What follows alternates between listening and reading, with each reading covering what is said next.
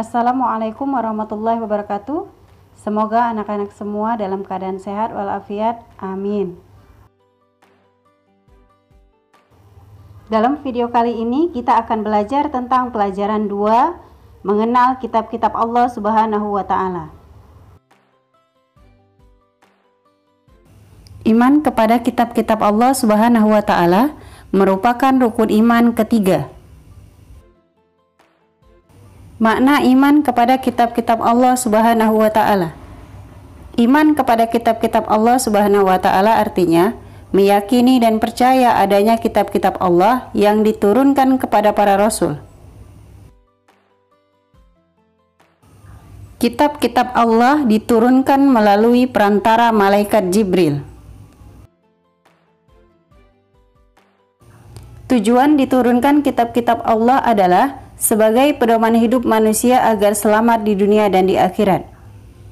Orang yang beriman kepada kitab-kitab Allah akan selamat dari kesesatan dan siksa api neraka. Orang yang percaya dan mengamalkan isi kitab-kitab Allah Subhanahu wa taala akan masuk ke dalam surga. Kitab-kitab Allah Subhanahu wa taala ada 4. 1. Kitab Zabur diturunkan kepada Nabi Daud alaihissalam. 2. Kitab Taurat diturunkan kepada Nabi Musa alaihissalam. 3. Kitab Injil diturunkan kepada Nabi Isa alaihissalam. 4. Kitab Al-Quran diturunkan kepada Nabi Muhammad SAW. Al-Quran merupakan kitab suci Allah terakhir yang diturunkan kepada baginda Nabi Muhammad SAW, sekaligus sebagai bentuk mukjizat terbesar beliau sebagai seorang rasul.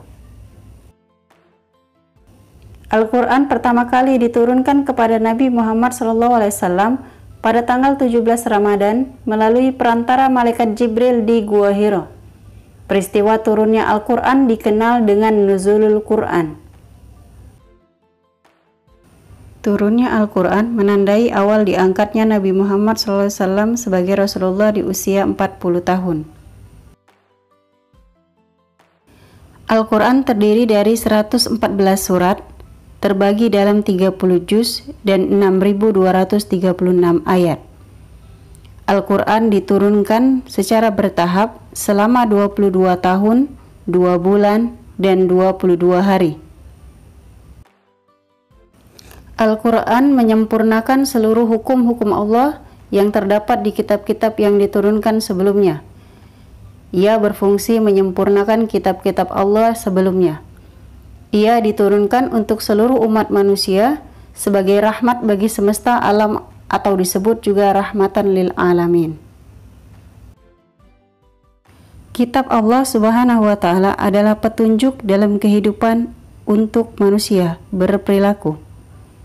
Misalnya berperilaku kepada Allah, berperilaku kepada sesama manusia, kepada hewan, tumbuhan, dan alam semesta, bahkan untuk diri sendiri. Ajaran terpuji kepada Allah Subhanahu wa taala. 1. Taat dan patuh melaksanakan ibadah. 2. Senantiasa berdoa kepada Allah Subhanahu wa taala. Ajaran terpuji kepada sesama manusia. 1. Saling mengucapkan salam ketika bertemu teman. 2. Menolong teman yang kesusahan. Ajaran terpuji kepada hewan dan tumbuhan. 1. Memberi makan minum hewan peliharaan. 2. Merawat tanaman di halaman. Ajaran terpuji kepada diri sendiri. 1. Selalu bersih. 2. Makan minum dengan teratur. 3. Tidak menyiksa diri.